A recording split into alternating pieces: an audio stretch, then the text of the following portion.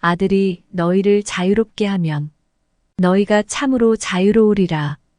이 말씀은 예수님이 자신을 반대하는 유대 지도자들과 논쟁을 벌이는 상황에서 가르치신 말씀입니다. 여기서 요한은 그들 가운데 다수가 예수님을 믿었다고 말합니다. 그러나 다른 사람들은 예수님과 그분의 가르침을 거부했습니다. 그들은 예수님께 우리가 아브라함의 자손이라 남의 종이 된 적이 없거늘 어찌하여 우리가 자유롭게 되리라 하느냐? 라고 주장했습니다. 그러나 이 주장은 사실이 아니었습니다. 유대인의 역사를 돌아보면 자유를 누린 적이 많지 않았습니다. 심지어 예수님이 계신 당시에도 그들은 로마 제국의 지배를 받고 있었습니다. 예수님은 이 사실을 상기시킬 수도 있었지만 그러지 않으셨습니다. 예수님의 대답에서 분명하게 알 수 있듯이 그분은 정치적 자유가 아닌 죄로부터의 자유를 가르치셨기 때문입니다. 예수님은 죄를 범하는 자마다 죄의 종이다. 그렇게 말씀하신 후 36절에서 죄의 속박에서 자유롭게 되는 길을 보여주셨습니다. 이것이 본문의 맥락입니다. 이 본문에서 밝히려는 요점은 모두 네 가지입니다. 첫째, 자유라는 긍정적인 덕목이 언급되었습니다. 둘째, 이 자유는 참된 자유로 일컬어집니다. 셋째, 누가 이 자유를 소유하는가? 예수님을 믿는 자들입니다. 넷째, 누가 우리를 자유롭게 하는가? 예수 그리스도이십니다. 이 네 가지 요점에서 도출되는 결론은 다음과 같습니다. 첫째, 모든 사람이 속박 상태에 있습니다. 둘째, 어떤 사람들은 속박 상태에서 자유롭게 되었습니다. 셋째, 그들은 그리스도에 의해 자유를 얻었습니다. 넷째, 그들은 진정으로 자유롭게 되었습니다. 이를 한 문장으로 요약하면 그리스도께서 진정한 자유를 소유하시며 참된 그리스도인에게 그 자유를 허락하신다. 그런데 우리가 말하는 자유는 무엇일까요? 자유의 종류는 다양합니다. 정치적 자유가 그 하나입니다. 그러나 본문에서 예수님은 정치적 자유를 말하지 않으셨습니다. 자유에는 또한 육적 자유, 곧 방탕할 자유가 있습니다. 바울은 갈라디아서 5장 13절에서 그 자유로 육체의 기회를 삼지 말고 라는 말로 육적 자유에 대해 경고했습니다. 사람들이 하나님의 은혜를 남용해 죄를 짓는 기회로 삼는 것은 참으로 안타까운 일입니다. 유다서 1장 4절에 그런 사람들이 언급되었는데 이들은 하나님의 참된 자녀가 아닙니다. 여기에서 예수님이 말씀하신 자유는 영적 자유입니다. 예수님은 우리를 위해 자신의 피로 이 자유를 사셨습니다. 성경은 이 자유를 굳게 지키라고 명령합니다. 그러면 그 영적 자유의 특성은 무엇입니까? 영적 자유의 특성을 크게 세 가지로 말하면 첫째, 상상이 아닌 실제로 존재하는 자유입니다. 자유롭지 않은데 자유로운 듯 생각하는 사람들도 있습니다. 그러나 영적 자유는 분명한 현실입니다. 둘째, 완전한 자유입니다. 우리는 우리를 속박하는 모든 것, 곧 사탄, 죄, 율법, 하나님의 진노, 사망과 지옥에서 자유롭게 되었습니다. 이는 모든 그리스도인에게 적용되는 현실입니다. 셋째, 영원한 자유입니다. 우리는 다시 속박되지 않습니다. 하나님의 자녀가 된 우리는 종의 신분으로 되돌아가지 않습니다. 그런데 영적 자유에는 두 단계가 있습니다. 곧 우리는 현세에서 이 자유를 누리고 장차 하늘에서 완전한 자유를 누립니다. 우리가 지금 누리는 자유는 완전한 자유의 시작입니다. 그리스도인이 누리는 자유의 소극적인 측면을 살펴보면 첫째, 사탄으로부터의 자유. 둘째, 죄로부터의 자유. 셋째, 사람들에게 하는 복종으로부터의 자유. 넷째, 죽음으로부터의 자유. 다섯째, 무덤으로부터의 자유. 이 5가지의 소극적인 자유를 구체적으로 살펴보면, 첫째, 사탄으로부터의 자유입니다. 자녀들은 혈과 육에 속하였음에 그도 또한 같은 모양으로 혈과 육을 함께 지니심은 죽음을 통하여 죽음의 세력을 잡은 자, 곧 마귀를 멸하시며 또 죽기를 무서워함으로 한평생 매어 종노릇하는 모든 자들을 놓아주려 하심이니, 이 말씀대로 예수님은 사탄에게서 우리를 해방하셨습니다. 이스라엘 민족이 애굽으로부터 구원을 받았듯 예수님은 그 강력한 손으로 우리를 사탄에게서 구원하셨습니다. 둘째, 죄로부터의 자유입니다. 첫째로 우리는 죄책에서 자유롭게 되었습니다.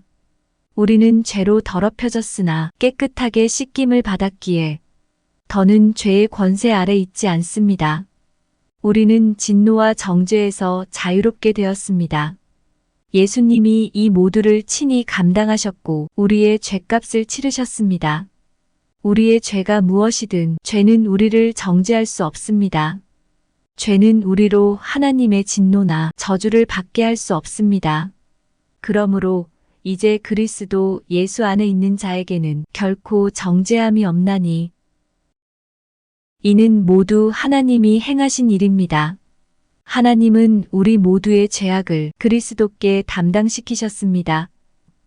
예수님은 우리의 죄를 모두 짊어지셨고 우리의 빚을 모두 갚아주셨습니다. 바울은 분명히 밝힙니다. 누가 능히 하나님께서 택하신 자들을 고발하리요. 의롭다 하신 이는 하나님이시니 누가 정죄하리요. 죽으실 뿐 아니라 다시 살아나신 이는 그리스도 예수시니 그는 하나님 우편에 계신 자여 우리를 위하여 간구하시는 자신이라. 부활은 그리스도께서 그 일을 이루셨다는 확실한 증거입니다. 우리의 죄가 무엇이든 죄는 우리를 정죄할 수 없습니다. 무슨 죄를 지었든 우리는 죄로 인한 하나님의 진노와 그 결과를 당하지 않습니다. 죄에 대한 하나님의 진노에 뒤따르는 모든 불행과 형벌에서 우리는 자유롭게 되었습니다. 이제 하나님은 우리를 항상 긍휼로 대하십니다. 하나님의 진노가 우리에게 임하는 법은 결단코 없습니다. 물론 하나님은 우리가 죄를 지을 때 징계를 하십니다. 그러나 징계를 받는 것과 하나님의 진노를 당하는 것은 전혀 다릅니다. 그리스도인을 향한 하나님의 징계에는 다른 목적이 있습니다. 하나님은 죄에 대한 대가를 치르게 하실 목적으로 우리를 벌하거나 삶의 시련을 허락하지 않으십니다. 그런 일은 불가능합니다. 예수님이 모든 대가를 완전히 치르셨기 때문입니다. 하나님의 징계는 환자에게 약을 먹이는 것과 같습니다. 그분이 우리를 징계하시는 이유는 우리를 치유하려는 목적입니다. 그러나 믿지 않는 자들은 그런 은혜를 누릴 수 없습니다. 하나님은 그들에게 사랑이 많은 아버지가 아닌 거룩한 재판관이 되어 그들을 징벌하십니다. 하나님이 자기 백성에게 하시는 일은 모두 그들을 향한 사랑에서 비롯됩니다. 하나님은 그리스도인들을 유익하게 하고자 사랑으로 징계를 하십니다. 그러나 믿지 않는 자들은 다릅니다. 그들은 여전히 하나님의 저주와 진노 아래에 있습니다. 하나님은 그들의 죄를 잊지 않으십니다. 둘째로, 우리는 죄의 권세에서 자유롭게 되었습니다. 죄가 너희를 주장하지 못하리니. 왜 그러합니까?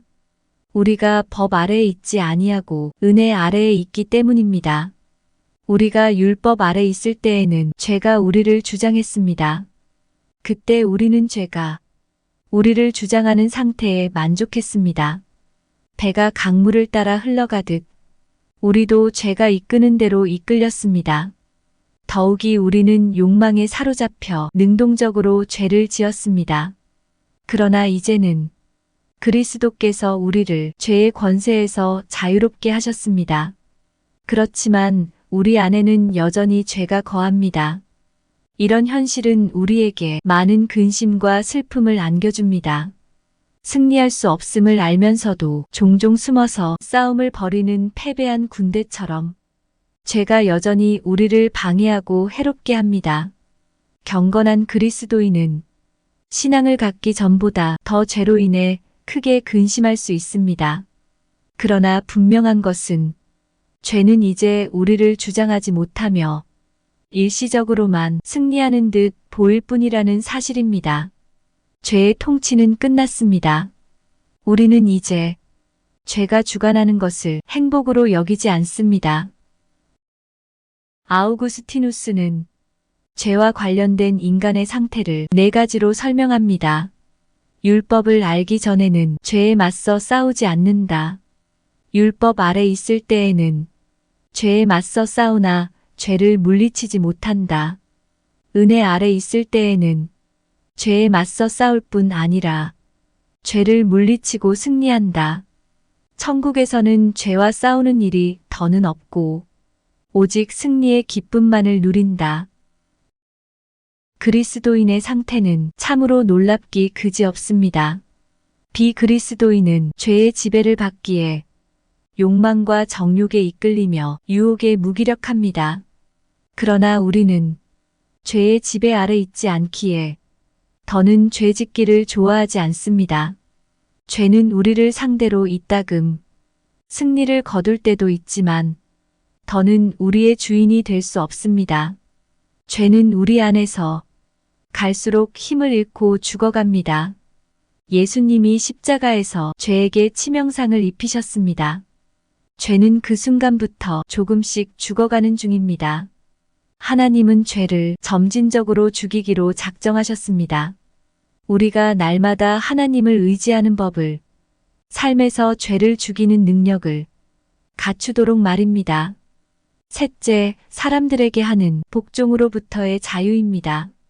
성경은 어떤 때는 사람들에게 복종해야 한다고 가르치고 어떤 때는 그러면 안 된다고 가르치는 듯합니다. 우리는 이 점을 어떻게 이해해야 할까요? 첫째, 하나님의 법을 어기지 않는 한 우리는 국가의 법을 따라야 합니다. 각 사람은 위에 있는 권세들에게 복종하라. 권세는 하나님으로부터 나지 않음이 없나니 모든 권세는 다 하나님께서 정하신 바라. 인간의 모든 제도를 주를 위하여 순종하되 혹은 위에 있는 왕이나 혹은 그가 악행하는 자를 징벌하고 선행하는 자를 포상하기 위하여 보낸 총독에게 하라. 곧 선행으로 어리석은 사람들의 무식한 말을 막으시는 것이라. 둘째, 영적인 일과 관련해서는 오직 하나님만이 우리를 다스리는 권위를 지니십니다. 땅에 있는 자를 아버지라 하지 말라. 너희의 아버지는 한 분이시니 곧 하늘에 계시니시니라. 또한 지도자라 칭함을 받지 말라. 너희의 지도자는 한 분이시니 곧 그리스도시니라. 너희는 값으로 사신 것이니 사람들의 종이 되지 말라. 영적인 일에 관한 한 우리는 오직 한 주인, 곧 하늘에 계시는 주님께만 순종해야 합니다. 다른 누가 우리의 양심을 지배하도록 허락해서는 안 됩니다. 또한 그 누구에게도 예수 그리스도께 순종하듯 절대적으로 복종해서는 안 됩니다. 이것이 사람에게 하는 복종에서 자유롭게 되었다는 뜻입니다. 넷째, 죽음으로부터의 자유입니다. 그리스도인은 죽음의 저주에서 자유롭게 되었습니다. 이제 그에게 죽음은 잠을 자는 것과 같습니다. 죽음을 두려워할 필요가 전혀 없습니다. 그리스도인은 하나님이 정하신 때가 되기 전에는 죽지 않습니다. 죽어야 할 때가 되어야만 죽습니다. 다섯째, 무덤으로부터의 자유입니다. 이 자유는 사실 우리가 천국에서 누릴 자유입니다. 우리의 육신은 죽으면 흙으로 돌아갑니다. 그러나 장차 육신은 다시 생명을 얻고 부활해 질병과 같은 모든 결함에서 완전히 자유롭고 완전하고 영광스런 육체, 곧 영원히 죽지 않는 육체로 변모할 것입니다. 부활한 육체는 우리가 전에 가졌던 육체와 똑같지만 영광스럽게 되어 영혼과 하나로 결합할 것입니다. 아무도 이해할 수 없는 신비이지만 성경이 가르치는 진리입니다. 내가 그를 보리니 내 눈으로 그를 보기를 낯선 사람처럼 하지 않을 것이라. 내 마음이 갈망하누나. 이제 자유의 적극적인 측면, 곧 우리가 어떤 상태로 바뀌었는지에 관해 간략하게 살펴보면, 첫째, 우리는 하나님의 진노 아래에 놓인 상태에서 벗어나 그분의 긍휼과 은혜를 아는 상태로 바뀌었습니다. 둘째, 우리는 정죄된 상태에서 벗어나 의롭다 하심을 얻은 상태로 바뀌었습니다. 셋째, 우리는 하나님의 원수였던 상태에서 벗어나 그분의 친구가 되었습니다. 넷째, 우리는 죽었던 상태에서 벗어나 생명을 얻었습니다. 다섯째, 우리는 죄에서 벗어나 하나님을 섬기게 되었습니다. 하나님이 우리의 죄값을 치르신 덕분에 우리는 자유롭게 그분을 섬기게 되었습니다. 만일 하나님을 섬기는 일이 진정한 자유임을 모른다면 죄가 속박이라는 사실을 옳게 이해하지 못했다는 증거입니다. 곧 아직 진정으로 자유롭게 되지 못했다는 증거입니다. 여섯째, 우리는 종의 영으로부터 자유롭게 되어 양자의 영을 받았습니다. 예수 그리스도께서 우리를 속량하시고 우리를 하나님의 자녀로 만드셨습니다. 이제 우리는 두려움이 아닌 사랑으로 하나님을 섬깁니다. 우리는 새로운 본성과 욕구를 지니게 되었습니다. 하나님이 우리를 사랑하심으로 구원을 베푸셨듯 우리도 그분을 사랑하는 마음으로 그분께 순종합니다. 일곱째, 우리는 사망과 지옥으로부터 자유롭게 되어 생명과 영광을 얻었습니다. 천국은 우리의 기업, 곧 우리를 위해 예비된 장소입니다. 지금 우리는 그곳에 들어갈 준비를 갖추는 중입니다. 이를 하나님의 자녀들의 영광의 자유라고 부릅니다. 현재로서는 이 자유의 의미를 온전히 이해할 수 없는데 성경은 이 자유를 영광, 기쁨, 주님의 기쁨, 아버지의 집, 영광의 나라, 영원한 생명, 영원한 영광으로 묘사합니다. 이것이 하나님의 자녀들의 영광의 자유입니다.